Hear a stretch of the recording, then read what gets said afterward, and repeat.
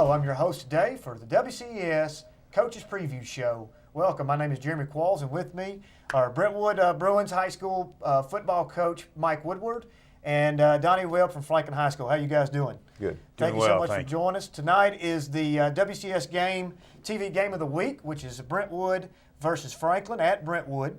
And we're going to talk a little bit about your football programs today and tonight's game and see what is in store for this district matchup. As you know right now, as it sits, Franklin is sitting at 4-1, 1-0 in the district, and Brentwood is sitting at 1-5 and 1-1 in the district. And those games, Coach, have been one came down to a 2-point conversion, and the other one was a big win for Dixon. So I think that Coach Webb would agree with me to say that the jury is still out on Brentwood football. We have not seen the best of Brentwood football yet, just due to the fact that you do have the toughest schedule in the state. We'll get more on that later. As we start, since you're the host team, I'd like for you to start. Let's talk about some player spotlights of what's going on with your guys. What's some bright spots that have happened up until this point in the year? Well, you mentioned our schedule. I think our guys have done a good job battling through some adversity early on in the year and have continued to improve pretty much each week we've gone out, which is what any coach would hope for through the course of the season. If you to name a couple of guys, if I looked at the offensive side of the ball, I would say John Robertson, our running back, has done an outstanding job for us, particularly here the last 3 or 4 weeks. He's not a big kid size-wise, but he's got a big heart, runs really hard. Usually the first guy doesn't bring him down. Usually it's going to take 2 or 3 guys second level to get to him. And, considering he's 150, 155 pounds, that speaks a lot to the tenacity he runs with. He's also a good threat coming out of the backfield and returns kicks and punts for us. So, he's a guy who we can count on to just about give us 150 to 200, yards a night in all 3 facets of the game there, running, receiving, and kick returning. So he's done a really good job for us. On the defensive side, we've got a senior, Asher Melton, playing corner, who has gone 3 games in a row, with an interception. And 2 of those games, he's taking it back all the way for a touchdown. So he's playing really good ball out there. Now, I think we spoke about him in the last show that we were together. And I think with 3 games in a row now, and at that point in time it was 2 games in a row, right, that he ought to be getting some looks probably, that maybe some colleges are coming in on him. Hopefully. He hasn't had a whole lot of looks, again, just because of his size. He doesn't have the measurables on paper that people are looking for. Sure. He's not a 6-foot guy. He's not running a 4.4 40. But what he is he's an intense competitor. He studies film and does a good job of reading routes. And, he does a lot of little things to make up for maybe some deficiencies he might have next to those other 6-foot or 4.5 type guys. But considering the quality of competition you've been playing and him still being able to produce some numbers, ought to get somebody's attention. No doubt. And that stuff will come as as the season goes on. And of course, it's a time where college coaches will, get back out on the road again and stop by during their off weeks. So, hopefully we can, drum something up for them as the season continues. And we're talking about your schedule, your preseason, your pre-district schedule, rather. Excuse me, not preseason, but pre-district. But prior to getting into the meat of your district schedule, being the toughest schedule in the state. You've played the number 1 ranked team, Blackman. You've played the number 2, number 3 team, Oakland. You've played Hendersonville, who was a state runner-up. You've played the number 1 ranked team in AAA ball, CPA. So, you are playing some teams that are unbelievable. And the worst part about it, which I know you're looking forward to, is the district that we're in right now, 11 AAA, or 11 6A rather, is a stout district to play. So it's going to be extremely fun from my standpoint. Maybe not so much from you guys' standpoint, but right now our district is loaded.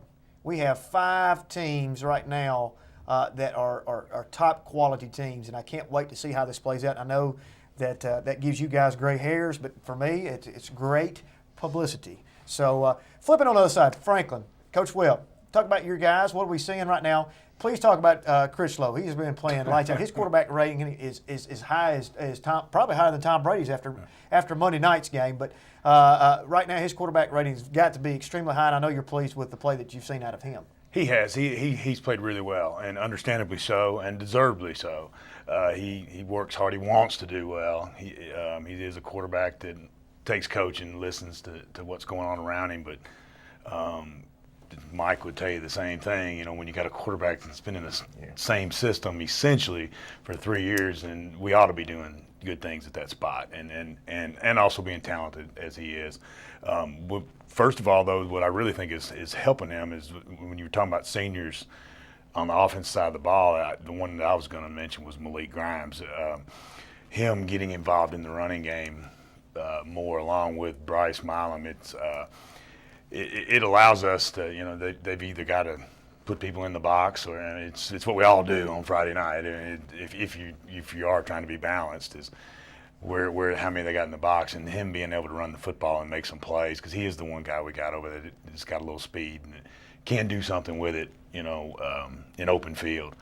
So I think he has helped along the way. I see where he had 3 rushing touchdowns against Lincoln County. I mean, that's you had 4 guys that were scoring that night. So I mean, right now you're kind of spreading the wealth, but he led the way with 3 rushing touchdowns. I mean, that's saying he's producing his numbers very efficiently. Yes, sir. Their overall yardage was not much. We got some really short fields, and they were sky kicking on to us, probably to keep it away from him. In the kickoff part, so we got the first drive at around the 50, and offensively last week it was we were clicking fairly well, and they did some good jobs, and we did pick up some short yardage in our special teams as well. I know that up until this point, Tate and I on game day, we talk about this a lot. We break down each team, and we talk about the plays and the stats from the previous Friday night. But at this point in time, over 5 games, Critchlow has only got 1 interception, and it's not like you're only throwing the ball 4 or 5 times, and 3 of those are in warm-ups. I mean, we're throwing the ball pretty heavily during the night, and I hope that I know that you're pleased with that. But with 1 interception on the year, like the other night, he was 14 of 16 last Friday night against Lincoln County with a touchdown to Garrison Matthews, and you also had Craddock and Milam both also scoring in that game. So I mean, it's one of those deals. How I know, I'm sure that you've seen on film already. Who do we guard? How do we do this? Do we double up here? Do we stack it in the box? All those things, those questions that you guys are very versatile. And we hope so. We probably do try to run it more than what some people probably would if they had him at quarterback. Right. And but we feel like, and you still have to establish the run, and the team that runs the football and the team that stops the run is still in 2014. Most of the time wins the ball game. Well, right now you're still averaging around 35, 40 points. I don't believe anybody's going to question what you're doing. However, when you call on Critchlow's number to let's make a good pass play, one, he's a 33-plus ACT guy. There's no concern coming from you. You have to feel comfortable that when he backs up, he's going to make the right decision. Yes, sir, and it goes with the receivers as well. You've already mentioned Garrison, but Jackson Sweat at the tight end, and Luke Hill and Carson Young are all sophomores that were playing with him 2 years ago when we were going through some growing pains when those guys were all out there playing. And so, they got to make the right read as well, knowing the coverage. And like I said, last week it was clicking. It really was. But in all honesty, it wasn't Oakland who they were lining up against. And, we got to be able to do it now in this district. So that's a good segue. Thank you for leading us into last Friday night's game. So let's talk about last Friday night's game. Coach Woodward, you know that you had to play a tough opponent right now with Murfreesboro, Oakland coming in town, one of the two-headed monsters coming from Rutherford County with Blackman and those guys squaring off in the first game of the year on ESPN. So we know, it was an uphill battle. The score 49-7. Regardless of the score, it doesn't count against the district standings, obviously. But what can you take away from that game? You say, you know what, we did this really well, and I'm very pleased with that. Well, the first thing was just the competitiveness of our players. We're going against a team that we know obviously is bigger than us, faster than us, and in most cases also stronger than us. And we wanted to see how well our guys were going to compete. And for the most part, they did a very good job, especially Robertson and Asher that we just were talking about. Physically, they were 2 of the smallest guys on the field, but physically they were out there competing. Asher is covering receivers who are 5 inches taller, 40 pounds heavier than he is, and he's making tackles in the open field, making another interception. And John is running inside the tackles against guys who are 280 pounds, strong, athletic, fast, and he's running in between the tackles. He's out running routes, and he's continuing to make plays. So, and we had a lot of other guys doing things similar to to those two. So, we take away that we had a lot of guys stand up to that level of competition and compete, and then hopefully it carries over and we can start producing. Well, Coach, when you were here with us last week, we talked about the Hendersonville, the CPA, the Blackman, the Oakland. All this is going to pay off. You've already played Dixon. You beat Dixon 45-25 with a good district win there. And then you go into an undefeated team with Centennial, and you get beat 23-24 in a heartbreaker. I think that is a testament to your schedule eventually going to pay off when we get into the heart of this district. And it's going to be so much fun, once again, from my standpoint, so much fun to watch this unfold between you two guys and between Rector at Centennial and Hester at Ravenwood and Scott at Independence. How much fun it's going to be for everybody that's watching, that's not on the sidelines, that doesn't put in the time. Now, I understand completely from where y'all coming from. It gives you those nights where you have to have Rolaids and Mylanta and Pepto to keep down the heartburn and those long nights of watching film. But let's talk about the Dixon game. 45-25, great win for you. I think that you also mentioned that the toughness of the schedule helped pay off in that game. It did, just because, Dixon wasn't able to throw anything at us that we hadn't seen. I mean, not only have we played some very good teams, we played teams with a wide array of offenses and defenses that they run. So, there's a lot that our guys had seen. And then, so in addition to, the prep we give them through the week and the time they spend on their own, watching those films that we get in exchange, again, there wasn't anything Dixon showed that our guys hadn't seen and weren't prepared for. So that helped out tremendously. And, you go back to, we have a tough schedule. We also need to make sure our guys understand is just because, those games are over, you mentioned our district. I mean, it's not like we have cupcakes the rest of the way. Franklin and Ravenwood and Indy, all those teams are still sitting there and they're ranked and are great teams. And, this one tonight, Donnie's got his guys rolling. So, that's going to be a tough one also. I alluded to that earlier. I was trying to be politically correct and nice just to say, we're going to this game and, boy, the tough part's over. But I'm just, it never ends for you, unfortunately, because you've had such a tough front end. Now we're going into this, and I think that any of our teams on this side, obviously from the Independence Blackman game, we can line up with anybody. Right. I feel confident about our district. I love our teams. I love where we're standing right now from all 5 of the top teams, and I look forward. That's why I say I look forward to seeing how this unrolls. Donnie, going into your team, let's talk about the Lincoln County win. It was a big win, 42-7. We got on them early and just rolled on through that game. Let's talk about what we can take away from that game and keeping your guys focused. I know coming off a big win, it's kind of hard sometimes to keep them focused because we feel that things are going our way. But we know going into the Brentwood game that this is a huge district game. Oh, without a doubt. It was the main thing that was a pleasure to see was because it was homecoming. I mean, we're riding on floats all down Main Street. And that can be a big deterrent sometimes. Eating pizza, running around, and bathing suits and all kinds of stuff. It's good times, good and exciting for the kids. It was great, but as a coach, you just don't know how you're going to come out and play. I thought Coach Winfrey and the offensive staff did a good job of challenging our offense. If you really looked at all our games, we really I don't want to say we came out. The kids, I heard one of them quoted in the paper, that we come out flat. I don't want to say that, but we've always sputtered in that first drive. And I know our coaches work hard, and I know they prepare, so we don't need to be doing that. And he challenged them, and we did respond, went right down the field and was able to score. And then defensively, the one senior that I was going to mention earlier when we jumped off is Josh Philby, number 72 for us, our defensive lineman. They just could not block him. In all honesty, he's a good player. He's a good high school player. And we move him around. He'll play over the nose. He'll play in a 5 technique. He'll play in a 3 technique. Mm-hmm. And we try to get him in spots. And he's helping us get better defense. I don't think we're playing very good defense right now overall, but he's helping us get better. Well, Tate would probably say Tate actually said that you'd probably say that since you are the doctor of defense. I hate when people so do he said that he said that Coach Webb will never be pleased with the defense. But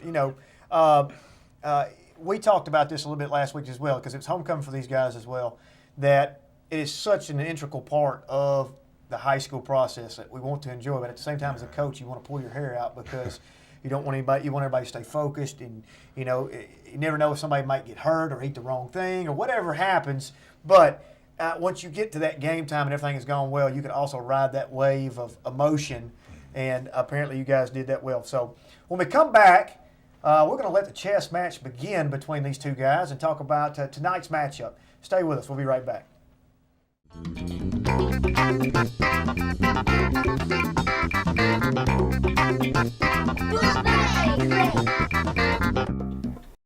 My book is Where the Sidewalk Ends. I like this book because the poems in it are really funny, and I like the illustrations, and they make me laugh.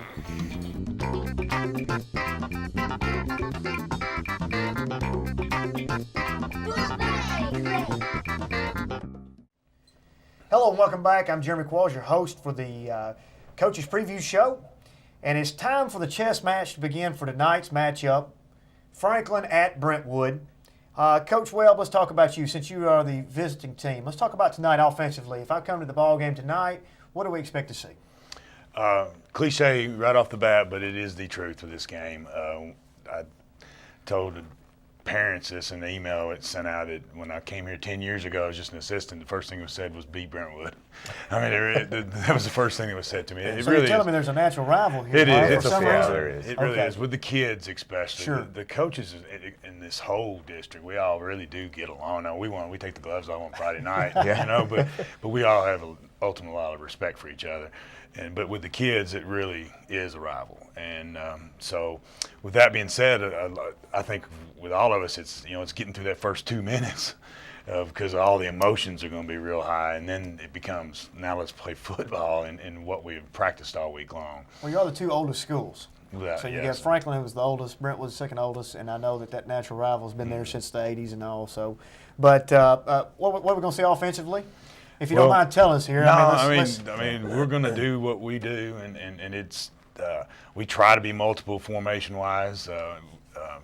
If you watch us, both of us, we're very similar in some things that we like to do. We're trying to run the zone and ISO plays by pulling linemen to be because we're doing it from one back situations, and then we're going to try to throw the football if we feel like we got the numbers outside.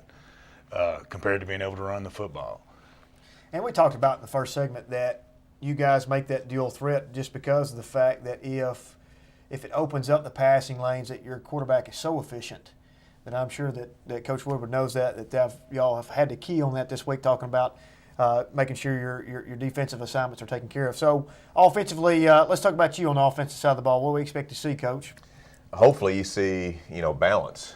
We've only had maybe 2 games this year where we're able to run and pass effectively, and the majority of the time we've been one way or the other. So, and Donnie said it, we both do things similarly on offense, and they do a great job with balance, and hopefully, we can do that also. We've got guys who can run the ball with, John Robertson and Jordan Von Toggen, so hopefully we can do something up front, try to block 72, from Franklin and keep him from just blowing things up in the backfield, but be able to run the ball a little bit and then, give Carson a little bit of time to distribute the ball and go down the field. Because we're probably going to be with Franklin's kicking game, we're probably going to be having a long field most of the night. So we're going to have to be smart and, again, cliche, not commit penalties, not turn the ball over, and just be able to patiently work the ball down the field.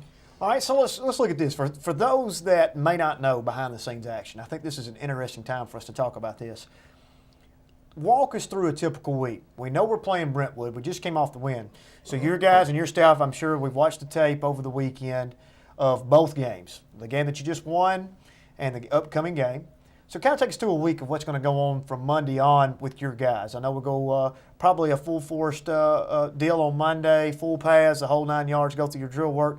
When do we start turning tables and say, okay, this is Franklin, we got some scout team out there. Let's give our people a behind-the-scenes perspective of what happens on a typical week going into a game, Coach. Well, you're exactly right. On the weekends is where the coaches are going to work with the film, with huddle the way it is, and we've already emailed it with some corrections and stuff to the players. We do not. Some people bring their kids in on the weekend. We don't. I think they're high school kids and they still need to be kids. For those that don't know, Huddle is an online service where the games are posted online, much like a YouTube service, and then you have them. The funny thing is, we talked about, I believe it was me and you in your coach's preview show, the old days where we used to film swap. Drive it everywhere. And football is so funny. It's different than basketball. Football, we're friendly. Hey, man, we're playing each other, so you film swap. Basketball, you'll go all the way to the other end of the state to try to get a film on somebody and not let them know. So it's comical. But now, with the modern technology today, it's online. So I'm just letting people know the Huddle. So continue. I'm sorry. So so Monday is, for us, is all, we call it indie day. It's individual work. It's we're reviewing mistakes. We're working techniques. Because of our staff-wise numbers compared to some places, we also have freshmen involved. Well, so you might have a freshman and or JV game. So our coaches are moving because we got to get those kids practicing the part. So we take it as an individual day that it's just our base offense, our base defense, and then towards the end, with the younger kids, we would work them out of practice. We would turn it to Brentwood if there's any tweaks to the game plan, etc. And then for us, Tuesday and Wednesdays are what you'd call work days, and then Thursday is review, and then of course Thursday traditionally always has been like just helmets and shorts, maybe going through walkthroughs, or Thursday do we still kind of keep it as normal as possible? It depends. Now this part of the season, we personally wear helmets and shorts. Okay, so that's usually same scenario for you guys. Yeah, pretty much? pretty similar. You know, Mondays, like Donnie said, we've got guys that are maybe our twos varsity-wise that are on Mondays having to go to a JV game. So, you know, we'll try to put in what we call a quick install, which basically is anything new we may have in on the offensive or defensive side, just so that those guys that are our backups hear it before they leave, you know, for their JV game. Then when they leave, then the varsity guys that are left, now we get, we'll do not a whole lot of individual work because there's just myself and our defensive coordinator, Pat Kern. We're the only ones that are still there. So it'll be more team stuff where we can get a live rep, but also walk through offensively. Here's what we expect to see up front. Here's how we're going to handle it, and then do the same thing defensively. Tuesday and Wednesday, you've got everybody, your full pads, and your live, getting as many live reps as possible. And Thursday, we're in helmets, and then just to help. Speak for myself, I think a lot of coaches will tell you they really don't like Thursday practices because it's, it is so much just review, and it's just, going through, making sure everybody understands. So we don't refer to it as a walkthrough. We refer to it as a run-through, just to try to get the. Because the minute you say walk-through, the kids are they're gone. Yeah, they're gone. But I think, it's pretty much the same schedule. We're probably all pretty much doing the same thing Monday through Thursday. And, I think it's interesting. And then we come to game day. Now, homecoming takes on a whole different level. And maybe even the Franklin-Brentwood game may take on a whole different level. I don't know if you have pep rallies or whatnot, but on a typical Friday, we go through our classes, we do a normal thing, and then after school, I'm sure you keep your guys at the school. We try to relax them as much as possible, maybe get some food into them, and then we get on the bus and we go play. And, I think it's a good insight for people to understand. I'm not so sure people understand how many hours, especially, just let's talk about the student. How many hours have to go through for a kid, a student athlete, to play to make sure that they understand their assignment defensively, offensively, whatever their position may be, and then go through the actual practice time and then have to take care of their studies. This student athlete has to put in a lot of time. It's not just a given that they walk out there, their student athlete, things are taken care of at the school. They still have to take care of their part. Coach? Yes, sir, and I'm sure Mike's the same way. I didn't even add into it. We also have a time where they're going to the weight room, and so we want to get that in as well, because the day and age of not lifting during the season is over. Right. That's what makes their bodies be able to handle all that we're asking them to do. So we're talking about, we have film sessions, we have, this is prior to even stepping on the field, weightlifting that we have to take care of to maintain body. And then, obviously, after a full school day, with a school load, Correct, yes. very rigorous academic school Right. load, Without doubt. and which both of your schools are very prideful about, and that's a great thing. And then we actually get out there. So, the hours are long. Now, flipping it over to the coaching side, my goodness, we are putting in X amount of hours prior to even talking to a kid, just getting ready for a ball game. And I know that it's very strenuous, and I just want people to know that we appreciate the fact of the time that you guys put in and the prides that you have in your programs and putting your student athlete to put the best product out on the field for those kids to succeed. Real quick, before our time is up, defensively tonight, what am I going to see? Hopefully we're containing the quarterback. You know, he's, as you said, I mean, he's the best true quarterback we've seen all year, without a doubt. So, you know, we've just got to try to, whether it's giving him different looks coverage-wise or trying to get some pressure on him, we've got to do some things to make the game difficult for him. And then, you know, of course, stopping the run game. The Grimes kid has been running the ball, making a lot of big plays. So, you know, we can't forget about him either. So, again, it comes back to trying to take away, you know, some of that balance and try to make them, you know, one-dimensional. Coach, what are we going to see? Dr. Defense. He may not want to give his plan away, but we're going to find out. Tackle. I mean, no, it's the exact same thing. I mean, you want to make a football team one-dimensional if you can ever get them to that point. They're very similar. 29 is what I, call it, because I don't want to say his name wrong. We go by numbers. I understand. And he is a very talented back. And I watched him do some things against Oakland, which obviously is a very good defense, and pop out of there real fast on their zone or dig play, whatever they might call it. And he's a concern for ours. We want to make, if we're able to contain him, then it becomes the same way. How are we going to get pressure on the quarterback? Well, we're not here today to specifically, to talk about the other games in the district. Tonight there are some big games going on, and Centennial Ravenwood are clashing up. They're both undefeated. But I'm telling you right now, from my perspective of how this district's going to unfold, I think tonight is just as interesting, just because of the fact, Coach, that your team has played the schedules that they have, and now we're going to get to see what we're really going to be made of getting into the season. I know this is going to be a fun game. It's going to be great. Our district is second to none. I'm telling you, top to bottom right now, our top 5 teams are as good as anybody's, and the district is going to play out. So let's talk about that as we're finishing up the show. Excluding your team, Coach, how's this thing going to play out district-wise? It's going to be fun. It's going to be very interesting. It's going to be great games. I totally agree with you. I still think Indy is. Okay. I really do. That's an interesting take. Indy's got one loss up in right now, and I think that they have the talent. But I'll also say that depending upon what happens tonight with Ravenwood and Centennial, that's what, because I think it could go either way there tonight, and then that depends upon if it does go. Okay, Coach. I know this is an awful awkward spot, but let's see what you got. I'm going to try to be as ambiguous as possible. We got to play all of them too. They're watching. You got all of them. I'm trying to get them some locker room material to go off of right here. So go ahead, real quick as we finish. Well, let's see. I'm going to say the winner of the Ravenwood Centennial game has the inside track. Okay, obviously. And obviously, and they'll have the tiebreaker there. If they end up with that tie situation. But then you're also talking about, Franklin still having to play Ravenwood, still having to play Indy, so to play Centennial.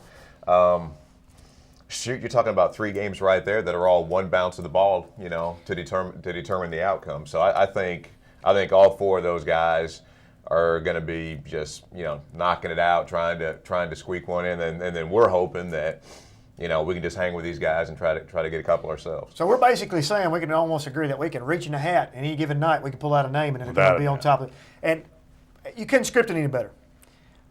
This is the best district that you could possibly come into. We have the best 5 teams. I hope that all of our teams advance as far as possible until we end up having to play each other to eliminate. But 7 o'clock tonight is a kickoff.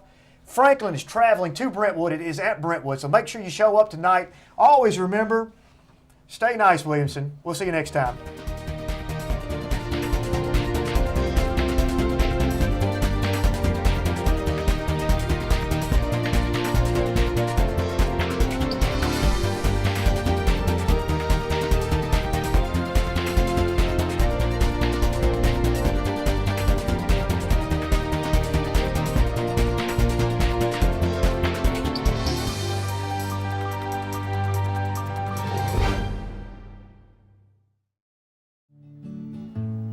If we want to keep the blue in the sky, the green in the trees, we better care for the air we breathe.